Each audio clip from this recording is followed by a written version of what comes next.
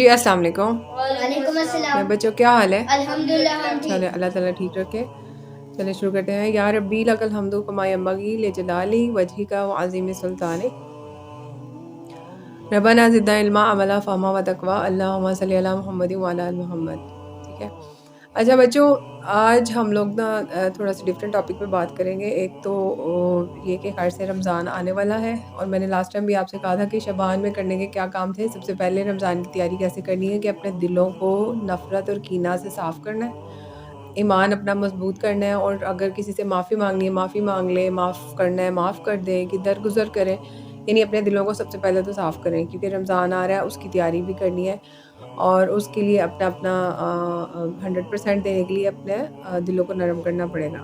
اسی طرح میں آپ کو ایک اور بات بتاؤں گی. اور آج کے ٹاپک میں تھوڑا یہ ہے کہ میں آج اپنے خاص طور پہ سننے والوں کو یہ بتانا چاہتی ہوں کہ ہم لوگ اپنے بچوں کو یا اپنی فیملی کے بچوں کو اپنے ساتھ رمضان میں کیسے انگیج رکھ سکتے ہیں نیکی کے پوائنٹ آف ویو سے نا، کہ نیکیاں کہ بچوں میں یہ اتنا ارج، اتنا گریڈ ہو کہ ہم لوگ نیکی میں ایک دوسرے سے کیسے بڑھ سکتے ہیں.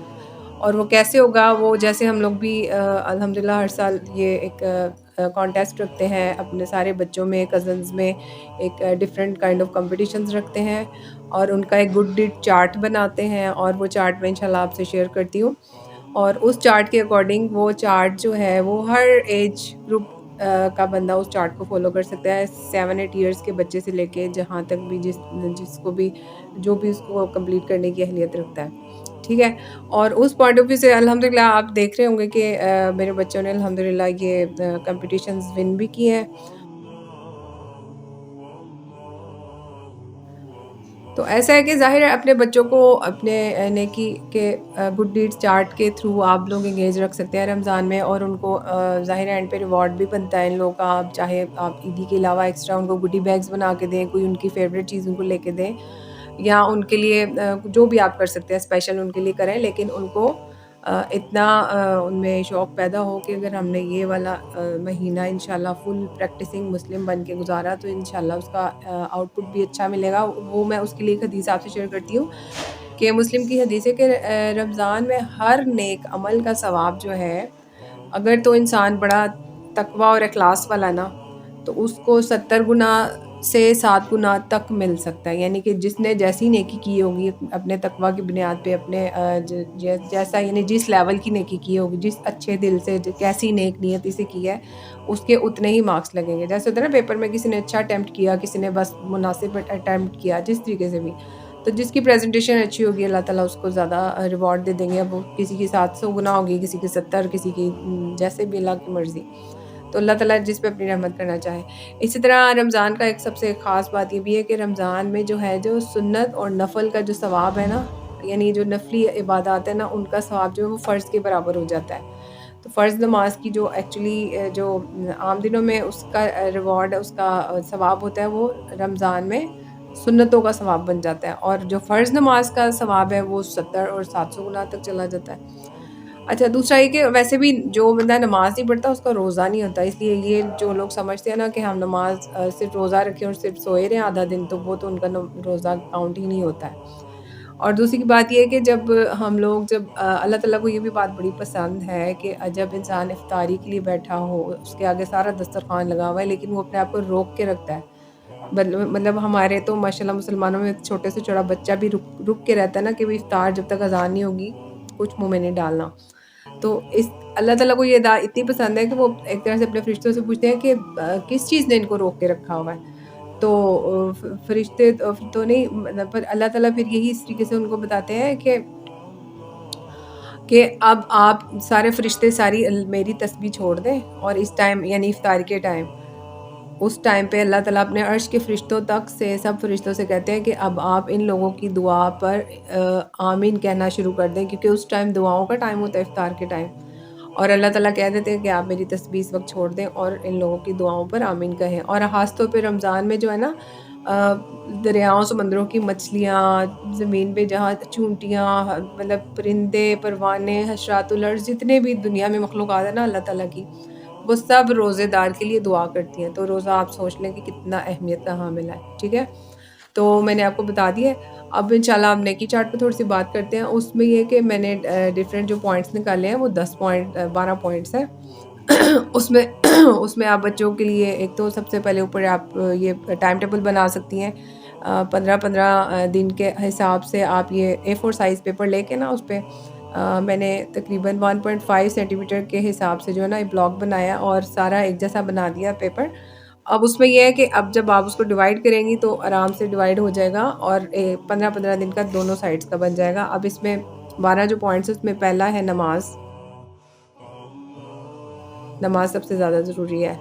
اس کے بعد صدقہ ہے. صدقے میں یہ ہے کہ صدقے میں آپ کسی کو اچھا مشورہ دیں دوستوں کو, یا کسی کو والدین کو مسکرا کر دیکھیں, کسی کے پاس بیٹھ کے اچھی بات کریں, پانی پلا دیں کسی کو, مدد کر دیں کسی کی. ان میں سے کوئی بھی کام آپ نے روزے کی حالت میں اس دن کیا ہوگا نا تو آپ اس باکس میں ٹک لگا دیں گے. ٹھیک ہے, یعنی کہ آپ نے پر ڈے ہر نیکی کو کرتے جانا اور اس پہ ٹک لگاتے جانا. اس طریقے سے آپ کا چارٹ ڈیلی ریڈی ہوگا.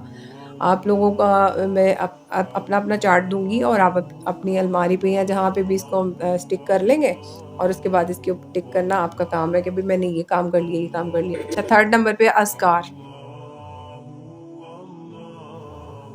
اذکار میں آپ تیسرا کلمہ پڑھ سکتے ہیں کیونکہ اس میں سبحان اللہ, الحمدللہ, لا الہ الا اللہ, اللہ اکبر اور ولا حول ولا قوت الا باللہ, یہ 4-5 تسبیحات ہیں جو کہ ایک ہی کلمے میں آ جاتی ہیں, تو وہ اذکار بن جاتے ہیں.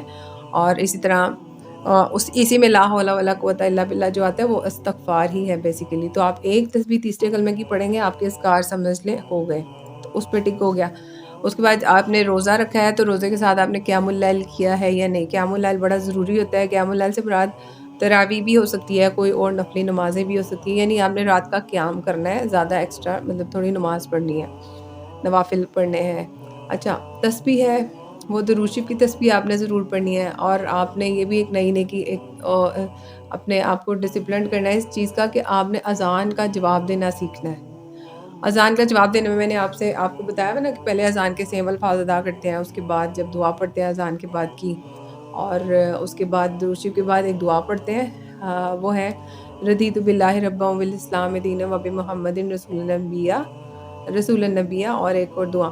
یعنی یہ سب آپ جب پڑھتے ہیں نا اذان کے بعد تو آپ کی اس کے بعد کی بھی کوئی بھی دعا ضرور قبول ہوتی ہے اللہ کی مرضی سے.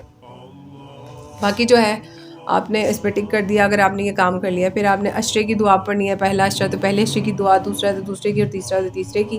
اسی طرح آپ نے صبر, آپ نے اس دن آپ نے نوٹس کرنا ہے کہ میں نے آج کے دن صبر کیا ہے کہ نہیں. صبر سے مراد کہ آپ نے یعنی اپنے غصے پہ قابو کیا ہے یا نہیں, آپ اپنے بھائی سے لڑے تو نہیں, اپنی بہن سے فائٹ تو نہیں کی, کسی بات پہ ماں باپ کو غصہ تو نہیں شو کیا.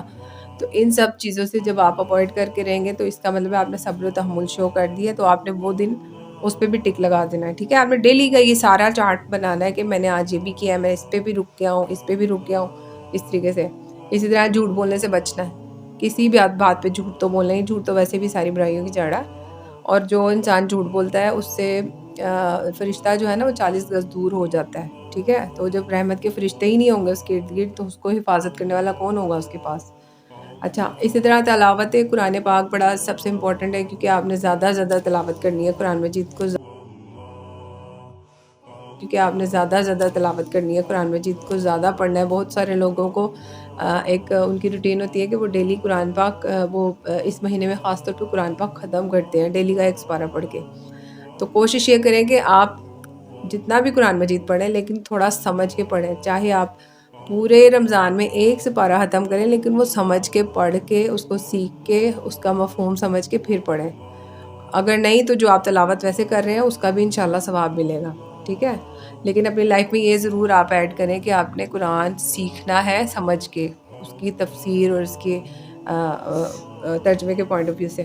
اور اسی طرح آپ یہ بھی نوٹس رکھیں کہ آپ نے آخری پوائنٹ ہے 12واں کہ آپ نے اس دن کوئی حدیث یاد کی ہے کہ نہیں. اب وہ چاہے 2-3 دن لگا کے ایک حدیث یاد کریں یا چھوٹی سی حدیث ہے تو ایک ہی دن میں 2 کر لیں, لیکن آپ نے حدیث بھی یاد کرنی ہے. ٹھیک ہے, اس طرح سے یہ 12 پوائنٹس بنتے ہیں. اور اگر آپ کے بچے ڈیلی یہ انشاءاللہ یہ ان میں سے جو ایکٹ کرتے جائیں گے اس پہ ٹک لگاتے جائیں گے, اگر وہ تسبیحات بھی لے کے بیٹھیں تو آدھے گھنٹے میں ان کی تسبیحات اور اذکار اور اس طرح کی چیزیں ہو سکتی ہیں. اور اذکار میں صبح شام کے اذکار بھی شامل ہیں. عشرے کی دعا پڑھنے میں بھی 1 آدھ منٹ ہی لگتا ہے. تو اسی لیے زیادہ، اور دوسرا یہ کہ آپ لوگوں نے رمضان میں، آپ کو پتہ ہے والدین بھی ذرا مصروف ہو جاتے ہیں، تو آپ لوگوں نے ان کی ہیلپ کے لیے بھی جو کچھ کر سکتے ہیں وہ ساتھ ساتھ کرنا ہے، وہ بھی آپ کا صدقے میں گنا جائے گا. ٹھیک ہے؟ تو اس طریقے سے آپ نے کرنا. اور سننے والوں کے لیے ہے کہ ہم لوگوں کی فیملی میں یہ بھی تھا کہ پر ویک ہم لوگ ان کا نعت کمپٹیشن رکھتے تھے، یا تلاوت کمپٹیشن رکھتے تھے، یا کبھی احادیث کا کمپٹیشن رکھ لیتے تھے. تو اسی پوائنٹ آف ویو سے ان لوگوں نے یہ شیلڈز وغیرہ جیتی ہوئی ہیں. تو آپ بھی کچھ بھی ایسا کانٹیسٹ رکھ سکتے ہیں. ایون ہم لوگ جو رمضان کا لاسٹ ویک آتا تھا، اس پہ ہم لوگ بچوں سے عید کارڈز بھی بنواتے تھے، تاکہ ان کی نا کریٹیو سکلز بھی سامنے آئیں. تو جب یہ سارا کچھ ہو جائے تو ایٹ دا اینڈ عید والے دن آپ لوگ ان کو ریوارڈ دے سکتے ہیں، اسپیشل کوئی ایسی چیز جو ان کے لیے ایک سرپرائز ہو. تو ہم لوگ تو الحمدللہ کیش پلس کوئی گفٹ بیگس یا پھر میڈلس وغیرہ بناتے ہیں بچوں کے لیے، تاکہ موٹیویشن رہے. تو اور ان کی انکریجمنٹ میں مزید اضافہ ہو، ان کو انکریج کرتے ہیں ہم لوگ. تو یہ میں چاہ رہی تھی کہ آج آپ سننے والوں کو سجیشن دوں کہ آپ لوگ بھی اپنے بچوں کو انگیج کریں، اور رمضان کو جو ہے نا اپنے لیے اور اپنی فیملی کے لیے یوزفل بنائیں. کیونکہ اپنے بچوں کو اگر آپ صدقہ جاریہ بنانا چاہتی ہیں نا، تو آپ کو محنت بھی خود ہی کرنی پڑے گی، خالی دعاؤں سے کام نہیں چلے گا. تو جب تک آپ پریکٹسنگ مسلمان اگر کسی کو بنانا چاہتے ہیں، تو اس کے لیے آپ کو ابھی سے جیسا پودا لگائیں گے ویسا ہی وہ پھل دے گا. ٹھیک ہے؟ چلیں جی، وآخر دعوانا ان الحمد للہ رب العالمین. سبحانک اللہم و بحمدک، اشہد ان لا الہ الا انت، استغفرک و اتوب الیک.